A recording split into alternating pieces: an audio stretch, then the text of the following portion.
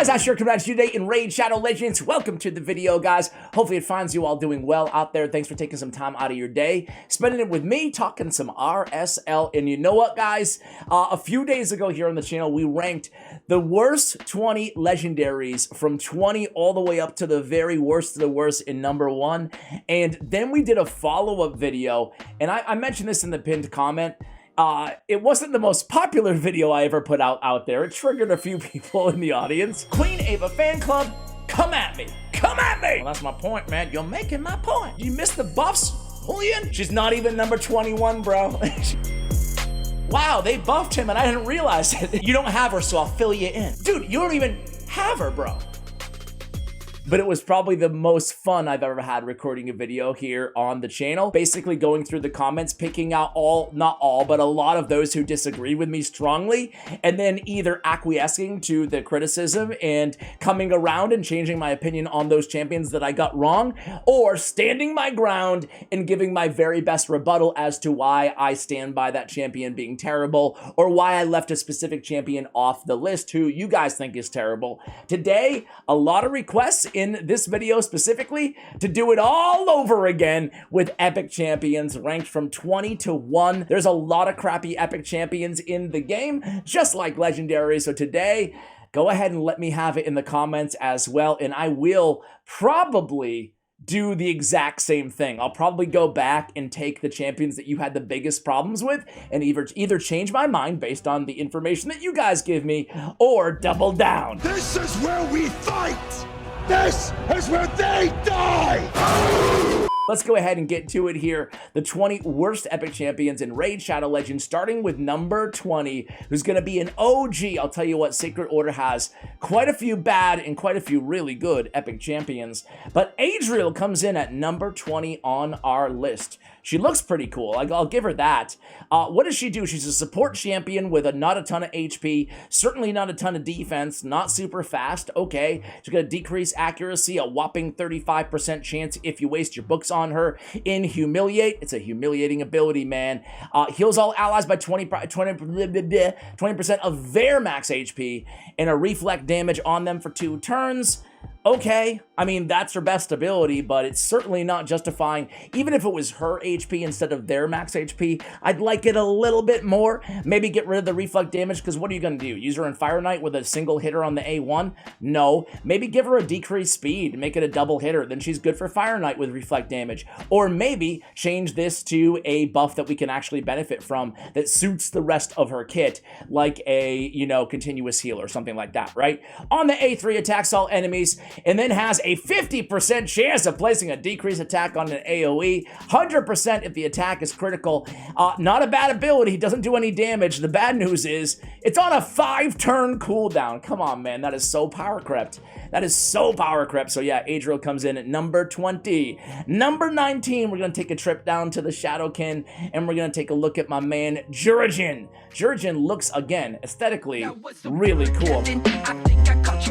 I say that about a bunch of these champions. He's an HP-based champion. On his A1, he's going to decrease attack. Not a bad land rate there. It is only a single hit, though. On the A2, we get a, you know, if it's going to cost you a lot of books on this dude, right?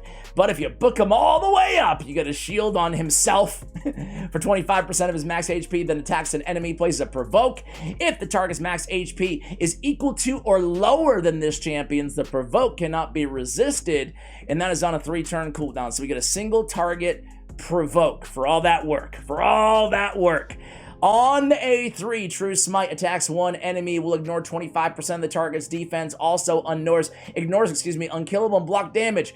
Oh, it's like a little mini Mortu Macabre. That's what you at first think when you see this champion. There's only one major issue. Doesn't do a lot of damage. It's the sneaky under the hood multipliers that you can't see, you can't tell just by looking at this champion. You have to look him up on the interwebs. But yeah, man, that's no Mortu Macabre. That's no peril, right? Yeah, just not doing a lot of damage. So he's a provoker on one target who's not doing a lot of damage. That's Jurojin. Number 18 on the list is going to be my man, I love the look of this dude. I love the look right out of a horror film, man. You gotta love it. You gotta love it. It's Jason himself, masked Fearmonger. Nightmare attacks one enemy 2 times. Decreased turn meter if they're under a fear or true fear. Attacks one enemy, places a fear, a 75% chance of placing a fear, excuse me, and a 75% chance of placing a decreased speed on one enemy. We have a true fear instead on 2 enemies if you kill an enemy on an attack that doesn't do any damage. Awesome. Well-used axe. On a 4-turn cooldown, you get to attack another 1 enemy. Ignore their defense if, at 35% of defense, if they're under a fear or true fear. If you kill an enemy, you get to place a block buffs and an increased speed and a revive on death on this champion. Dude, come on, man. Dude, it's a really bad kit, and he was a Halloween champion. I love the Halloween champions historically. It gave us some of the coolest champions in the game. Love him or hate him, Brachus the Shifter is an awesome champion. Madame Ceres, what a powerhouse. Harvest Jack, a cool, unique champion with a load of HP. Miscreated Monster, I love the Halloweens, but they slacked on the Halloweens when they added Masked Fearmonger coming in number 18. Number 17, guys, is going to be another champion who, boy, oh boy, I was actually excited at first before I actually unlocked him and tried him out in Bergoth the Malformed. You know what, Bergoth? Shame on you, because not only are you bad, but you left a very bad taste in my mouth when they released Vogoth. That was my first kiss. I underestimated Vogoth because you let me down so much with the canister. Not to compare the champions at all, but their passive is somewhat similar. It's whenever this champion's attacked, heals all allies except this champion by 20% of the damage received. That's about all he's bringing to the table, and 20% is no Vogoth, 50%, and it's not enough to keep everybody alive. What's the other good news? Well, we get a whopping 30, 45, 30, 40, 50, 60% chance. Sorry, guys. Math is apparently not my strong suit. However, I did. This is how nerdy I am. This is actually the nerdiest thing I've done besides making YouTube videos on a video game. Besides that, the nerdiest thing I've done is I've challenged a friend, and I'm actually super excited about it too. I own the nerdiness, to who can memorize the more digits of pi, the pi number. And I am right now, I'm coming on 30 digits right now. 30 digits memorized. Not too bad. I'm using the Memory Palace technique if you want to Google it or YouTube it, the two of you who have interest in such things. Chemical Stench sucks! A 4-turn provoke? A 4-turn provoke that's not even 100%, dude? There's like so many epics now that have 100% on a 3-turn. That's trash, man, trash. Continuous heal on this champion if the attack's critical, 50%. Wow, awesome, man. Bergoth probably should be higher on the list. He's a really crappy champion in my opinion. Next up, we have a Dark Elf, and it's none other than Delver. Where are you? Right, there you are, Delver. Delver, attack-based champion with only 1299 base attack and multipliers that do not do her justice. We got a chance of placing 100% heal reduction on the A1. We have an attack 1 enemy on a 3-turn cooldown, a weaken debuff for 3 turns if the target's under decreased defense. Okay? Cannot be resisted if they're under decreased defense. Okay, we get Finisher. This is cool. So the multipliers on the A2 are pretty good, but they don't scale very well because of the, so I misspoke there. They don't scale very well because of the base number. But Finisher, the multipliers are not good. They're like less than a Kale, for example, on an AoE, right?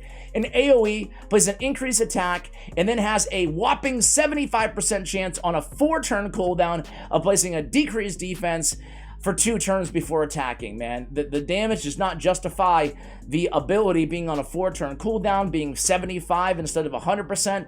She can't be a reliable decreased defense champion with only a 75% land rate, even on a 4-turn cooldown. Either bring it to 100% land rate, that way we can use her in the arena, or you know, put it on a 3-turn cooldown so we can use her in PvE would be my recommendation for buffs on Delver. What about you guys? Number 15 is going to be an undead horde champion by the name of Hexia. It's funny, just a quick side note, a lot of these champions I thought were going to be on the list, like Lich, for example, but then I reviewed the kits, like, because I looked at, like, some tier lists, top 100 worst epics, and I kind of picked through those, but, like, increased defense, heals this champion, 3-turn cooldown, attacks 1 enemy, 100% turn meter depletion, and a decreased speed on a 3-turn cooldown. Like, that's a solid ability. So anyway, Lich is not on the list. I want to be very clear about that, but it's funny. I learned a lot about some of these champions that I just haven't looked into too much that were on other lists when I was making this one. Hexia, though, is, look, talk about squishy, 793 on the base defense, 14k on the HP.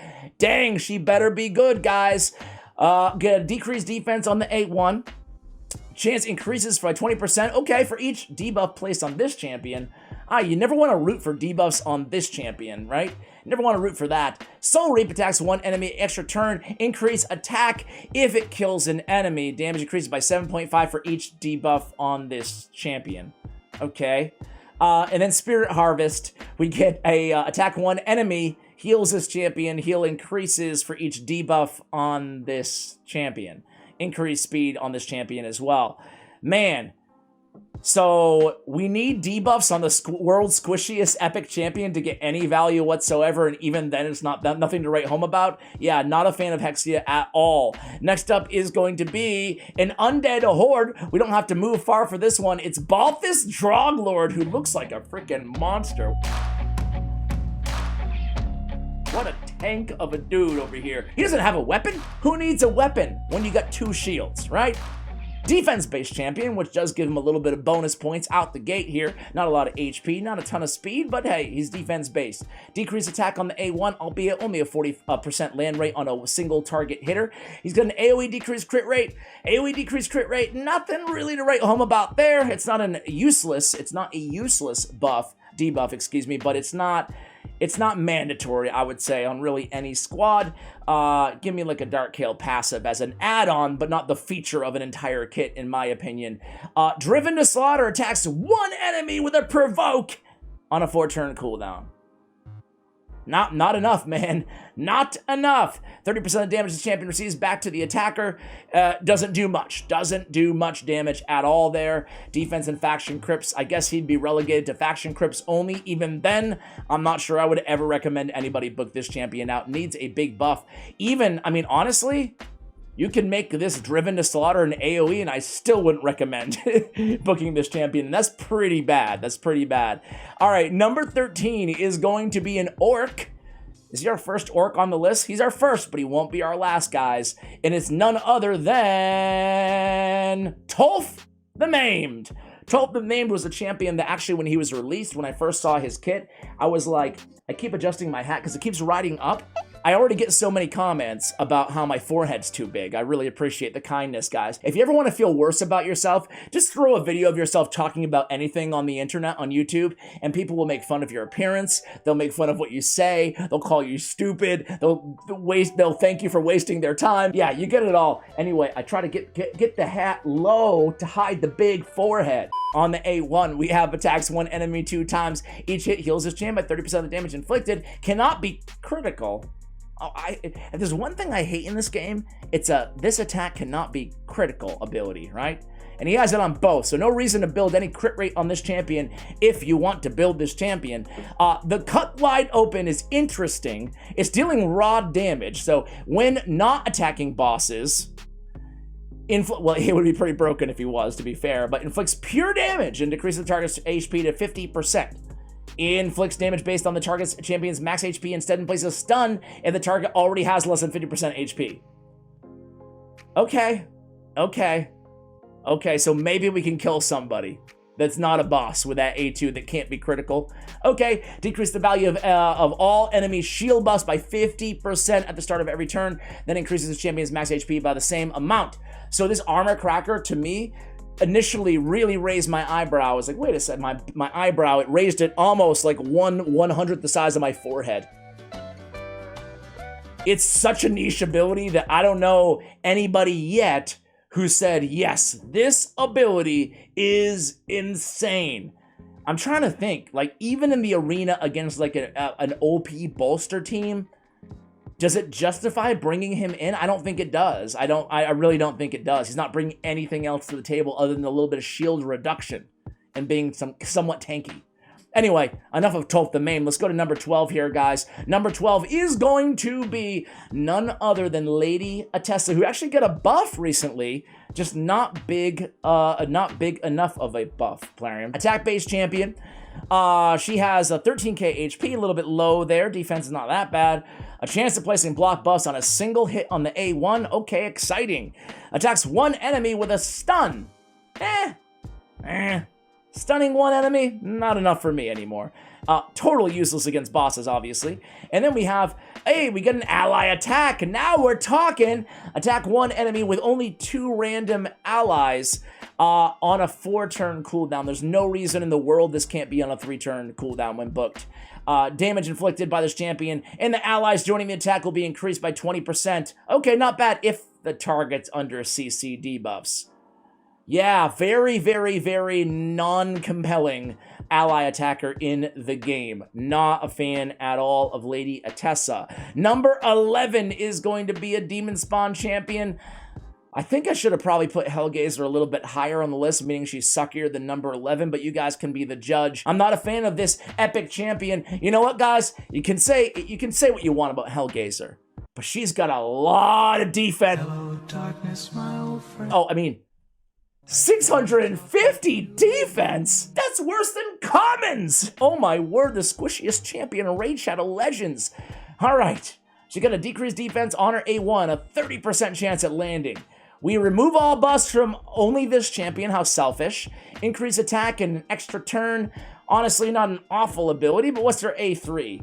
It's an AoE on a 4-turn cooldown if you waste your books on her, and each critical hit fills this champion's turn meter by 10%. On a 4-turn without great multipliers. Okay, yeah, Hellgazer's a nuker that I am not investing in. Number 10, guys, we're moving into the top 10. How exciting. Number 10 is going to be Bonekeeper from the Orc faction. An attack-based champion with 870 base defense, 13k. Very, very squishy on these champions. We get a decreased defense. Hey, at least it's a 75% chance on the A1 there. And then we have Precision Strike. Attacks one enemy, deals an extra 50% extra crit damage. Okay, not too bad, but the multipliers are nothing to write home about, unfortunately, because it could be a big monster attack because of that base 1531. Unfortunately, again, it's just not hitting that hard. Not worth, in my opinion, investing in this champion just for 2 single target nukes. Killing Haze attacks one enemy, places an extra hit if the attack is critical, fills his champion's turn meter in all, fills a turn meter of all allies by 15%. If we kill the enemy. Let me tell you again, these champions, so easy to go in and give them little buffs. I'm not asking to make every champion in this game OP. I think that's stupid. Not every champion should be amazing, right? I mean, come on. There's enough amazing champions anyway. But providing on these old school champions like Bonekeeper, give them maybe a little bit of extra utility, just a little bit. That way, it justifies any use case on them, honestly, you know? For example, this one, to me, you could reduce this to a 3-turn, and you can make this unconditional. This fills a turn meter of all allies by 15%. Even on a 3-turn when booked, you know, like a 4-turn booked down to 3, and filling turn meter of all allies in a 2-time hitter, like, that's not broken at all. It gives her a little bit extra utility, and it would probably bump her down to like number 15 on the list. So, all right, number 9, guys, is gonna be a barbarian. Is none other than Kalia did not make the list. After her buff, I think she's still trash, but she's not quite trashy enough to make the list. Anyway, because I've talked a lot of smack about Kalia in the past, but they've given her enough buffs now, both to her multipliers and her cooldowns, and I'm like, okay, Kalia, I'll be easy on you. But no, it is Sikara. Sikara, a support champion, okay. A support champion who wants to be a nuker so bad, but she's only got 804 on the base attack and no multipliers. She's filling the turn meter by 25% if the attack is critical, so now as a support champion, then we need to build with 100% crit rate. Great. On the A2, attacks all enemies 3 times. Okay.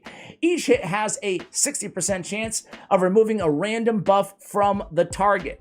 Okay, it's on a 4-turn cooldown without any damage whatsoever. So best case scenario is we remove a few buffs. You know, we remove a few buffs on a 4-turn cooldown. On the A3 ability, Attacks all enemies again. So again, an AoE nuke here from a champion who has no damage, a support champion, who's now placing weakens. Interesting. So support champion with a non-100% weaken on a 4-turn cooldown who does no damage. Okay, guys, well, at least she's got a bunch of AoEs. I guess you can make the argument. Now, here's another bad thing about it. Look at all these books. I apologize to you guys. I haven't addressed this yet, but here I am addressing it now. When I defended Pixniel in the Legendary video, I wasn't trying to skirt. I mean, you can believe me or not believe me. I frankly don't care, because I'd always try to admit when I do stupid things, but I wasn't trying to skirt the book issue on Pixniel.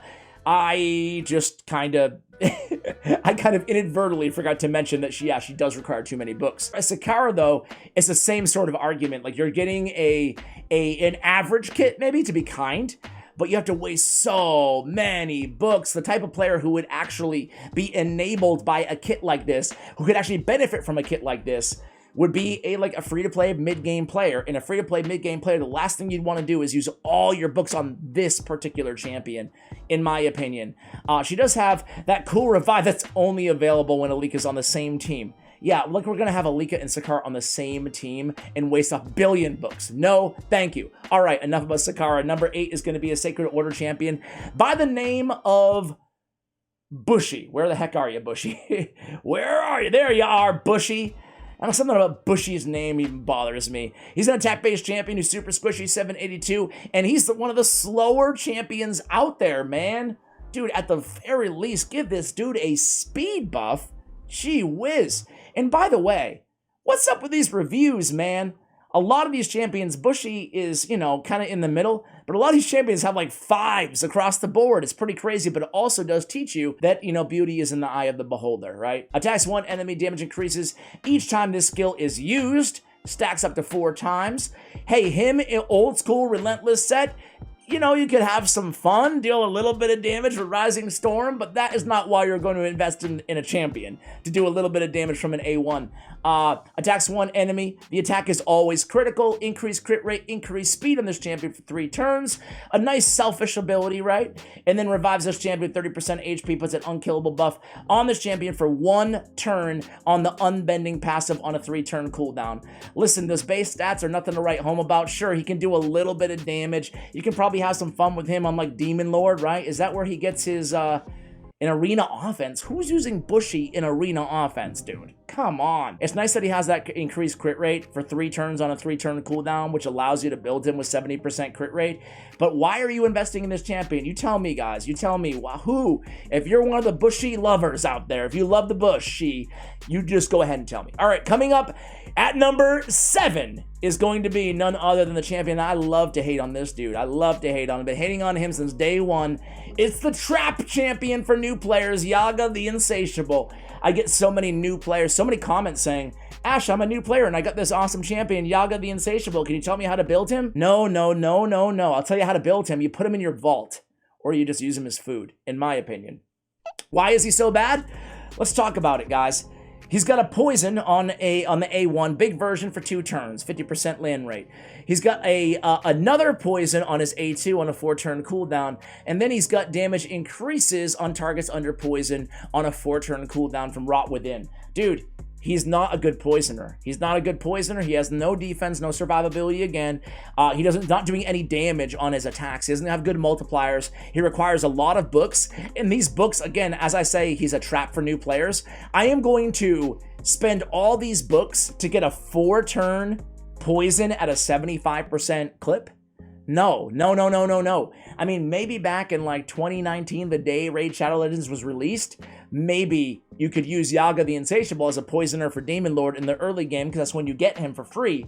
But nowadays, I think he's a massive resource dump for new players, and I think it's tragic, just to be a little dramatic about it. I think it's tragic. He needs a buff, man. He needs a buff. If you're going to give a 4-turn poison, just make it an AoE, in my opinion. And this Rot from Within, bump the multipliers way up. Actually make him do some serious damage, and he'd be enticing, at least for new or mid-game players. All right, coming in at number 6 is going to be Ripper. We don't have to go far here, guys. Ripper is another attack-based champion. He has attack-based champion who's not doing a lot of damage. He's destroying max HP, so You know, he's got that, all right? Damage increases as this target's HP decreases. Again, I hate rooting for champions to be next to dead in order to get some damage from them, right? And even then, it's not that much damage on the A2. Heavy Slam! Attacks one enemy, will ignore 50% of the target's defense, destroys their max HP by 40% of the damage inflicted. Hey, Heavy Slam is a pretty cool ability if he had better multipliers, better base attack, and maybe not a 4-turn cooldown. Maybe you get some usage out from him in like Scarab King or something like that. But right now, there's just no use that I could ever recommend anybody investing into Ripper. Just doesn't have the cooldowns, in my opinion, doesn't bring enough damage, and yeah, that's basically it. He's just a waste. He's a waste. All right, number 5 is going to be this guy. Talk about books, guys. Warden is the king of books. He's a trap champion too, man. He's got 8 levels on his A1, 7 levels on his A2, and 7 levels on his A3, man. Oof. He's got a weak version of Weaken. He's got an AoE decrease attack at a 75% land rate on a 4-turn cooldown. He does bring the weak version of increased defense, but granted, it's 2 turns, it's the weak version, and it's a 4-turn cooldown. No thank you. And then attacks all enemies 1 time with a reflect damage. The good old reflect. Okay, where am I using him? Does he want to be a Fire Knight champion? Because that's the only place that you're getting a lot of utility out of reflect. If so, then why does he have a 1-hitter on his A1? It doesn't make any sense. At least he's defense based, but again, especially considering all the books on Warden, no thank you. We're moving into the top 5 worst champions in the game with a Lizardmen, actually top 4, my bad, with a Lizardmen here, guys. It is Zii Ixchi. Zii Ixchi. Either way, you probably haven't heard of her or haven't played her because she's one of the last Doom Tower champions that you get. Just like I always rant about the Doom Tower legendary champions being very unfulfilling given the amount of time it takes to unlock said champions. Same thing goes with Zii Ixchi. On the A1, she has a chance of placing an extra hit, a whopping 15% chance. Granted, I will be fair, decent multipliers here on the A1. On the A2, Crownbreaker, it's a 4-turn cooldown, ignoring shield and block damage. Place a block damage on this champion if you kill an enemy. And then increased crit damage, increased attack, for 3 turns. Grants an extra turn on a 4-turn cooldown. So what does she want to be? You can have the decreased Crownbreaker as well when you kill an enemy. What does she want to be? On a 4-turn cooldown, she wants to be like a, what, like a little Miss Annie? Someone who can come in there and you know, you're not, the problem is you're ignoring shield and block damage, which is cool, right? But, I mean, everything right now I feel like is like, you know, for a champion that takes you 2 years to unlock, or whatever it is, 1.5 years to unlock, I mean, it's gotta be, dare I say, Stoneskin, you know? At the very least, Stoneskin might be asking for a lot from an epic champion, I'll be real, I'll be fair. But, at the very least, how about ignoring like 50% of the target's defense? You know? We're not ignoring any defense. You're not going to be able to one-shot anybody, you know, beyond the early/mid game, and that's frankly just not where you are when you get this champion. That's the main reason I think that she needs quite a big buff. She can do decent damage to a single target, and their kit is very, very, very one-dimensional. Number 3 is going to be an Orc. Dude, I forgot this guy was an Orc Terrorbeast. I knew Terrorbeast, right? But I forgot he was an Orc because he looks like, I feel like all the dogs or whatever. I feel like they're all like demon spawn or undead or whatever. So I'm like, where is Terrorbeast when I was doing this list? Anyway, he's an HP-based champion. He does have a decent amount of HP, no defense, but a decent amount of HP. What is he doing? He's got a single target, small chance at increasing the cooldown of one of the target skills by 1 turn at random. Nothing to write home about there. On the Shriek ability, we get 2-time at random attack with no damage. Yay! We get a reflect damage buff on all allies for 3 turns. Again, this reflect damage, it sounds decent, but again, I want more. I want a multi-hitter on the A1 if I'm going to get reflect. It seems to be a reoccurring theme here on a bunch of these champions. Furthermore, there's champions that just bring a lot more. You know, Fellhound has it on a 2-turn cooldown for 2 turns, you know? So I guess if you really need the reflect, I mean, you could go with Terrorbeast, right? Just apropos of nothing. The 3 tier lists that I looked at in preparation for this video, all 3 of them had Terrorbeast as the worst, according to them, epic champion. Didn't make mine number one, but very close in the game. On a 4-turn cooldown, when booked, attacks one enemy 2 times. Fully heals this champion if the target is killed by the attack. Again, no damage. Awesome. His attack is 1,000. Plays a stun for 2 turns if the target survives. So you do get a 2-turn stun, which isn't the worst thing in the world. If you really want to build this dude out, book him out, build him with a bunch of accuracy, offer a 2-turn stun. I don't know, be my guest. I would pass on Terrorbeast. Number 2 is going to be a Skinwalker, and oh boy, you old school players, you remember when Reinbeast, Terrorbeast, Reinbeast. You noticing a theme here, guys?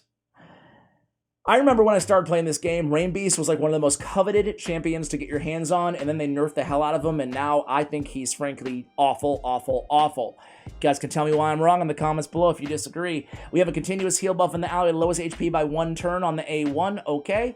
And then on the A2, Open Slay attacks one enemy 2 times. Randomly revives an ally with full HP if this attack kills an enemy. Well, hot diggity dog. We got a weak multiplier on a 5-turn cooldown that maybe, just maybe, we can revive a random ally with full HP. Wow. It glows. This is what they reworked to the major, massive nerf on this champion. When he's attacked, plays a shield buff equal to 35% of this champion's max HP on that ally for 2 turns when an ally is attacked, Occurs once per turn and will not place a shield on this champion. Okay. So every 2 turns, we get to put a little shield on somebody. Yay. It's not enough. It's not enough. It's a very, very just empty kit. Like, to me, he's basically not serving any role on your team at all if you invest in him. Number 1 worst champion in the game is actually the first fusion in the game, in my opinion, and it's Relickeeper. Obviously, none of the tier lists that I looked at had him number 1, because I already told you everybody had Terrorbeast. But with Relickeeper, now I'm going too far on the hat. Now I've got, like, what am I rocking, the 1960s look here? It's a tough world out there. All right. Let's control myself. We're almost done with the video, Ash. Come on, dude. You got this. You got this. He's the first fusion. 14,000 reviews on this dude, and they love him, man. They love him. Campaign location 4.9. Who's using Relickeeper? Obviously, 14,000 players, I guess, are using 14,578 ratings out of 4.9 in campaign locations, a 4.6 in arena offense. My man's got an A1 that grants an extra turn if the target is killed. He's got an increased attack on this champion for 4 turns and grants an extra turn. So he's always got increased attack up. And then when hit by an enemy, plays a continuous heal on this champion for 2 turns. So all he really has is an A1 that attacks 1 enemy and grants an extra turn if the target is killed. So if you're using him, he could definitely be a campaign farmer. But I mean, let's do it. I have him built. Let's take him into the campaign, guys. I have my man built, Relickeeper. Let's see how long he takes in 12-3 Brutal. Let's do it. Because maybe I'm wrong. Maybe I can prove myself wrong right in this video. Let me find him. Be right back. All right, guys. He has the ally attacking campaign battles too. Maybe that's what throws people off to make him think that he's the best campaign farmer out there. So I made sure that I re-geared him. I made sure that he has all his gear. So here we go. It's Relickeeper, guys. Relickeeper. Well, you know what, guys? Did you see that he didn't even kill? Because we're going against anti-affinity in 12-3. So we can't even farm 12-3. My bad. Let's go ahead and find the proper affinity here. We need to find a magic affinity. So let's go ahead and re-gear everything here. What is, well, okay, let's go to stage 10. Yeah, stage 10. So 10-3. Okay, get out of here. Get out of here, guys. Wait, get out. New tournament position. Come on. Not by faction. Recently used. Okay. Relickeeper. Farm, baby. Farm! All right, so we've downgraded to 10-3. It feels weird to look at another stage of campaign. It's been a while. What is this? So here we go, guys. Here we go. Of course, he gets a weak hit. There's a stupid...